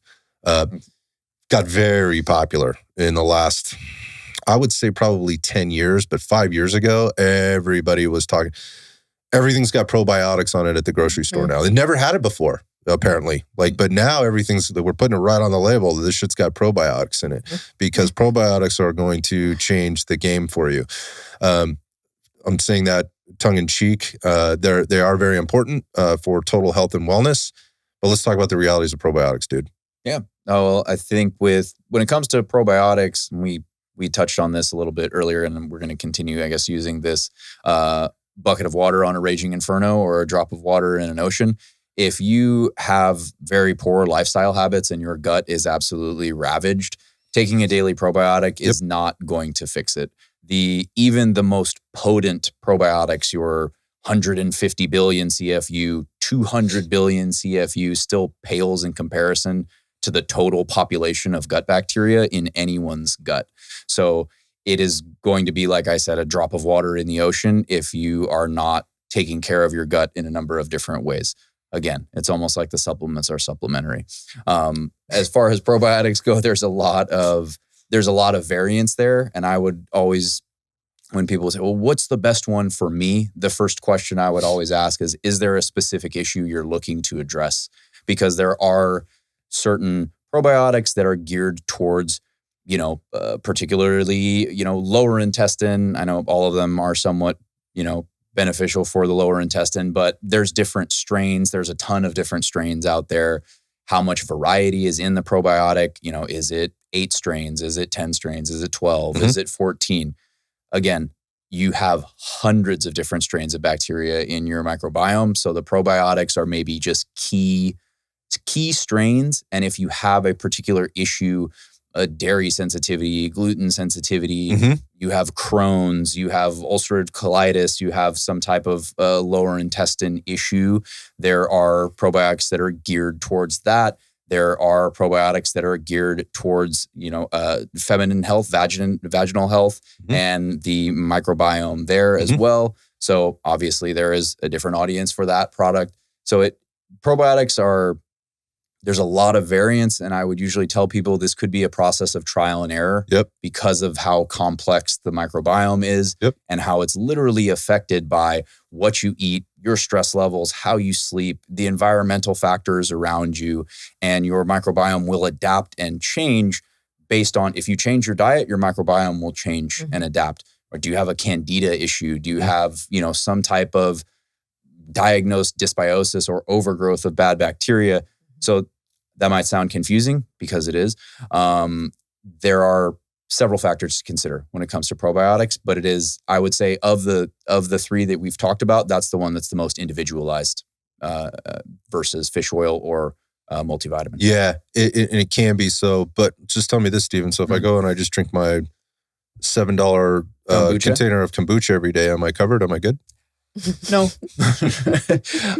I will. I'm going to get shredded by the kombucha crowd, but I think that's the most overrated health food out there. I mean, if you got a little bit of a tummy ache or you got a little indigestion going on, it can kind of help, and it's tasty for sure. Right. But yeah, you're not going to be covered by your kombucha. What you may be more covered by, or what I would recommend in general or as well, is some type of fermented foods. I love that. Sauerkraut, kimchi, kefir, those are kind of the big ones. Yogurts. Yogurts that, if you can handle the sort of sourness or tang of some of, fermented foods, it's a good practice in general in terms of the diet side of things. And we could go down a massive rabbit hole as far as I don't want to do that. Foods to eat for your gut health. Mm-hmm. But that's something to keep in mind. Those fermented foods will pack more good bacteria than a kombucha.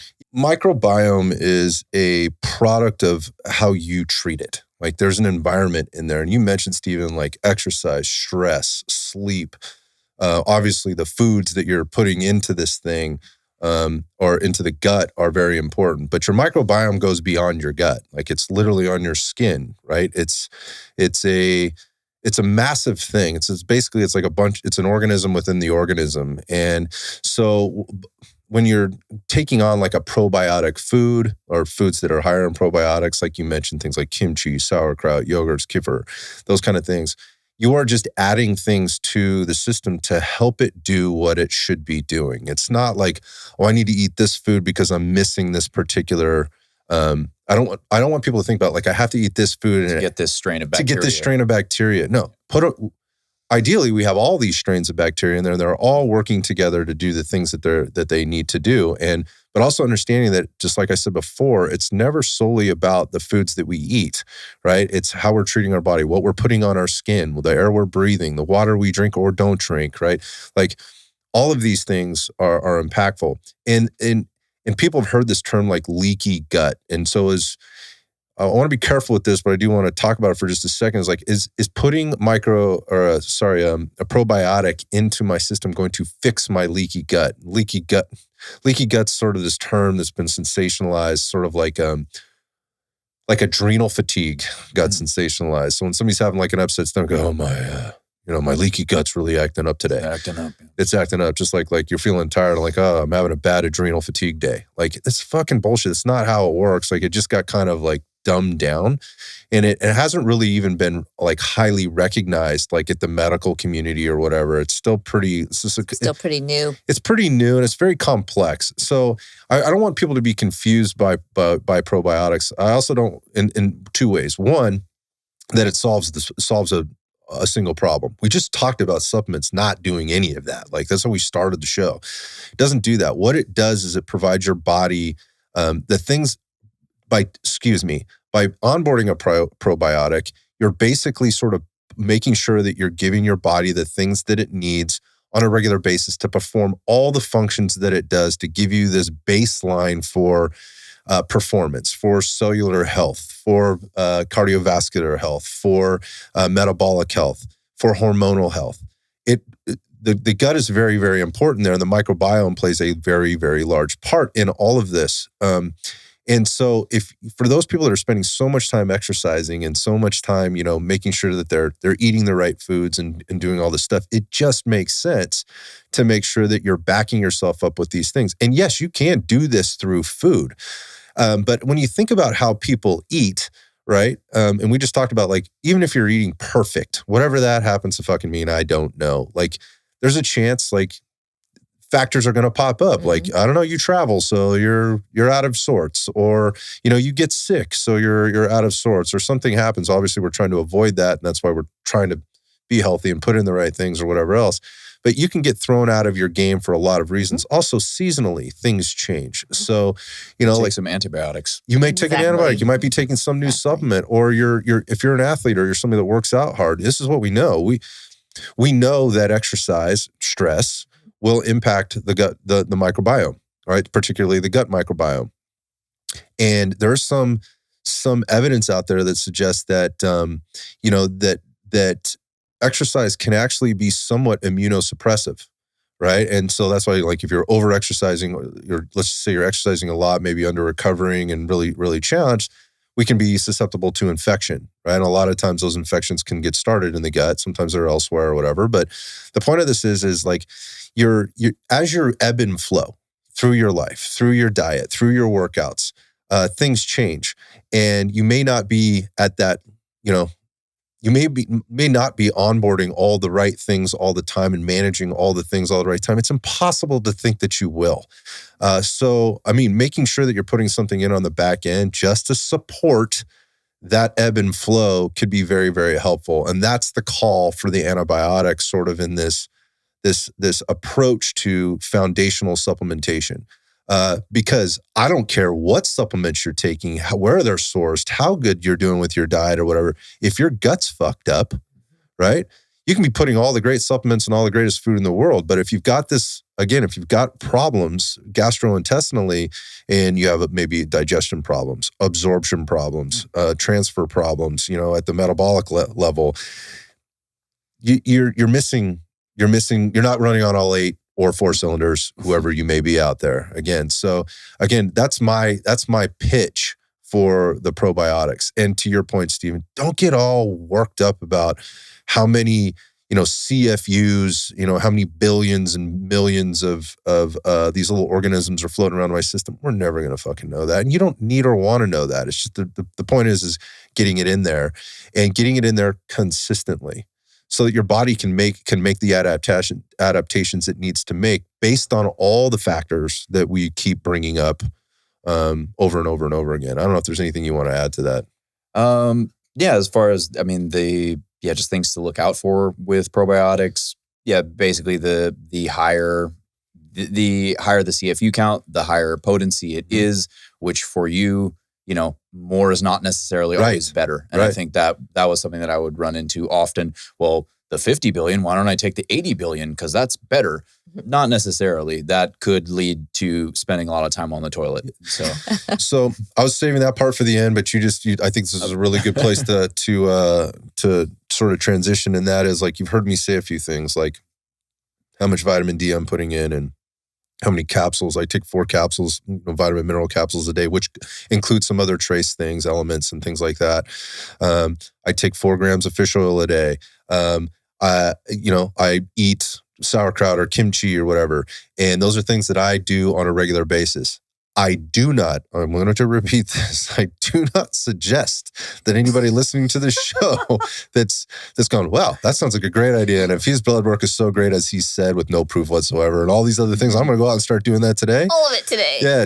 To your point, Stephen, you're going to be real uncomfortable. Disaster pants. Yes, you're going to have disaster pants. It's meltdown. It's not the way to approach this. It's a slow introduction to these different things for your body, so that you can measure, subjectively and objectively, even kind of how they're making you feel and how your body's responding to them. Because again, there's a concept of individuality here, and there is an adaptation process that will need to take place. So don't go stuffing, 250 billion CFUs a day for the next 5 days of this new probiotic that you bought into your system, because you might be a bit uncomfortable. Your gut might let you know, like, start bubbling a little bit. Yeah, there could be some issues. So let's be smart. Let's take a smart approach to this. So what is a smart approach? So we've kind of given you some insight to kind of maybe how we handle it. People handle all these things differently, but forming some type of a ritual and a regularity to this, just like your nutrition and your exercise and your sleep and whatever else, is absolutely part of onboarding your supplements. To your point, Stephen, you want to take it in a way, whatever's the easiest way that's going to make it into your mouth or your body, right? And so that could mean different things for different people. But finding a way to make that happen is really important, because you can spend all the money do all the research, spend all the money, have all the right products on your kitchen counter or your bathroom counter, or wherever your gym bag or wherever you're keeping them. They're not making them in. They do you no good. So I think that's a good place to start is like, how am I going to do this? What's my plan to make sure I'm doing this? Or where in my day that I'm already doing something similar, can I just leverage that time, right? Or that act is a good place to start.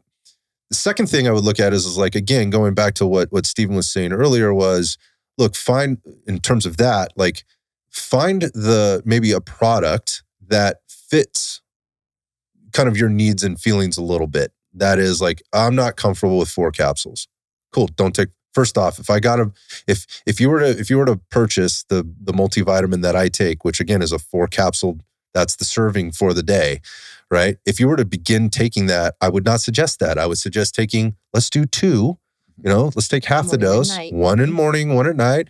Do that for a few days, see how that works. Then maybe add in the 3rd, right? Then maybe add in the 4th over the next 10 to 14 days or something and see how your body responds. My point is like, if you're already feeling a little anxiety about 4 capsules, no fucking way.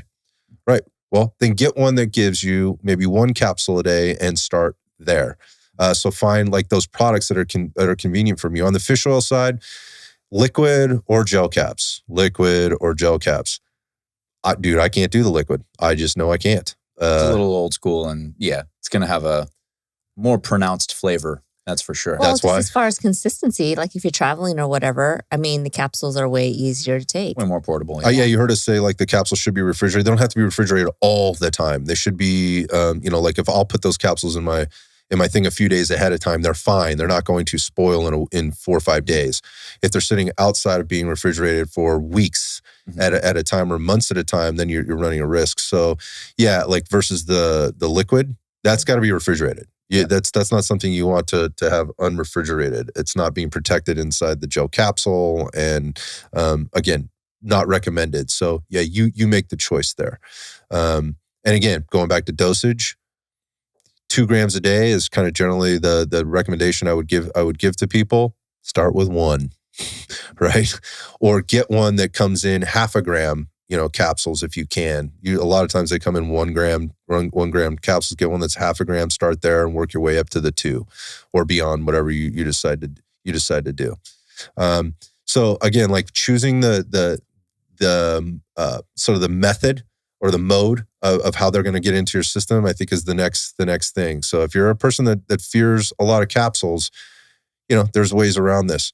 On the probiotic side, there's different ways you can do this. And probiotics are, again, you can get them through your food. If you're regularly eating, those probiotic foods on a regular basis, you can get them that way. And just a varied diet in general. Yeah, exactly. Varying your diet, like all kinds of stuff. Like, again, a lot of sauerkraut, a lot of kimchi around our place, and a lot of yogurt. And it's not like we're eating tons of it. We're eating like a cup, a day of yogurt, or, a small serving of kimchi. That can be all you need to take in. And anymore, as far as sauerkrauts and kimchis go, there's different flavors. So it's not just like when you think of, sauerkraut, it's just cabbage. I mean, they make dill flavored and garlic flavored and, beet flavored and whatnot. So, and same with kimchi. It's not just your red kimchi. There's a lighter, whiter color version of kimchi that's not as spicy either. So. Yeah, so you can get those probiotics like in a powder with a scooper, right? That can go into whatever you're taking, or be mixed in with whatever you're currently taking. Stephen mentioned like greens products that are out there that are also you can onboard, or they help you onboard your probiotics as well. That's one way to do it if you're already doing that. They do sometimes come in capsules, but generally speaking, you have to take more capsules. So if you're a capsule averse, that might not be a great way to do it. That, and sometimes I think they have to be refrigerated too, right? Yes. In the capsule form. Yeah, there's live strains versus shelf stable strains. Yeah. So there's some variety there. And then I think an important thing to note, because I have heard this a little more often, well, should I be taking a prebiotic as well? Oh yeah. Great point. Prebiotic fiber and soluble fiber are essentially the same thing. Mm-hmm. So if you are ingesting soluble fiber in your diet, that is essentially what your probiotic bacteria eat and helps them proliferate. So maybe your probiotic may contain a prebiotic, like inulin is a very common one. or it's called FOS, FOS. That may be in your probiotic as well. But soluble fiber, prebiotic fiber, more or less the same thing. Yeah, same. It's food. It's food for the bacteria, which is, again, what we're trying to wrap our heads around here. So there's different ways to do that. And again, like making it a ritual, getting it in onboarding on a regular basis is probably the most important thing. So you can be consistent with these things. Again, adding them all in at one time, I wouldn't advise that. I would say like, if you're doing nothing, again, a lot of people are on like a multivitamin. And so if you like, okay, so now I'm taking my multivitamin, I'm just going to up my dosage a little bit and start taking on this more probiotic foods and or supplement and adding in a gram of fish oil, you'll probably be fine, right? But you're like, I'm going max dosage because of course more is better, and I'm going to get all the results as fast as I possibly can, plus gains, health gains. Yeah. Not a wise way to approach this. Again, thinking about this as a very long term. This is a lifestyle. This is not something you do when your gut's upset, right? You do this. Yeah. You do this hopefully so your gut doesn't get upset, or you don't do this when you recognize your cholesterol and and your LDL, HDL is all out of whack, right? On the fish oil side of things. No, you do this so you're not worried about that down the line. Preventative maintenance versus acute fix. Right. And you also plan from an investment perspective, like this is part of what I do. This goes into my budget, and it's basically part of my grocery bill, right? On a monthly basis or annual basis or whatever else. So on that note, here's the shameless plug. We have put together our foundational essential pack. That is, how to take care of your gut, brain, and liver, sort of all in one, with a multivitamin, a probiotic, and an omega-3 in the form of fish oil. You can go to rdfsupplements.com. You'll go to the foundational essential supplements tab, and you will see it. It'll be right there in front of you. If you go there, we've already packaged it together for you. You can see the brands that we carry and that we trust and that we take. You've heard Steven talk about some of those on the show before. We've talked about them before on the show. I encourage you to go there. All the information you could possibly want is there. Research, literature, it's all available to you. You want to click links and read studies, if that's what floats your boat, you go right ahead. I did, right? That's just kind of the person that I am. But if you're just like, look, I don't want to go through all that, and you trust kind of what we're telling you, or you want to trust what we're telling you, look, I feel very confident and very comfortable making those recommendations. Of course, there are a million other products and a million other brands out there.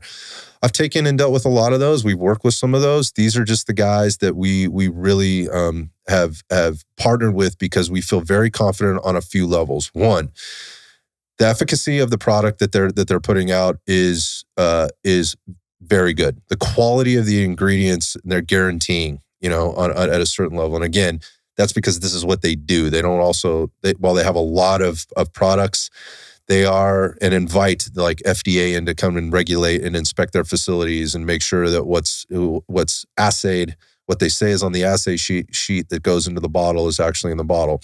Sourcing is very important for them. In some cases, one of these companies is a family-owned and operated sort of business, which I think brings some level of integrity into the process. Very sort of a small business, the USA-owned, and operated type of company, and so they put a lot of pride and a lot of emphasis in what it is that they're putting out, and they're very good on the customer service side of things. And we have personal relationships with some of the people that are inside those companies. These were not things that just happened. These were things that have been cultivated over time. So when we make a recommendation to somebody, or if I reach out to Steven and go, hey, Steven, like I just sent you like maybe a message maybe 2 weeks ago. I'm like, okay, Steven, like I might want to take a pre-workout that I haven't taken in a long time. I just don't do that stuff. But I was like, I'm kind of in a little bit of a different workout routine right now, and it might feel good to put something in, but I don't want any of this. I don't want my face to itch, and I want very low stim. I know when Steven hits me back, he's going to give me a product that he stands behind at some level, but he's also going to be very open to, here's the things that I like, here's the things that might be questionable, but these I've had very good success with. I've tried them myself. I feel really good about giving these to you, and here's some options. It's never one thing. So when you go to our site, like while this foundational pack has been put together, there are options. If you look at those foundational and essential supplement pages, like again, going back to these 4 capsules versus 1 capsule on the multivitamin, you can, those items exist there. We've just kind of put together what's kind of easy if you're looking for that, as well as what probably has more of the higher potency of what's available to us to provide to you. So again, rdfsupplements.com, go to the foundational essentials page and you'll see this foundational pack that we put together. Again, it's multivitamin, it's omega-3s in the form of fish oil, and a probiotic supplement. If you have questions, right, you can obviously reach out to us. You can go to the website to do that. You can pick up the phone and call us. The phone number is right there. I'll give it to you right now. It's 408-242-9442. That'll give you the direct line to the desk. Our staff is here all the time. Steven is here a lot. We can easily pick up the phone.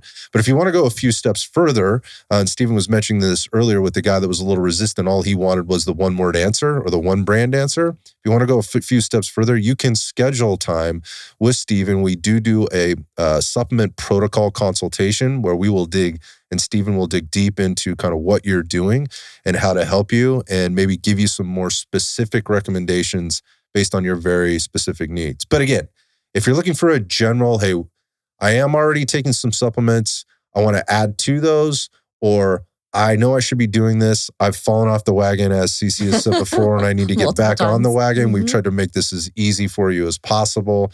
Hit the website and you'll see it there, and you will get exclusive discounts through Red Dot Fitness that you will not find otherwise out there on the internet for these particular products. Anything you guys want to add before we wrap up the show? That's what's up. That's what's up. What's up?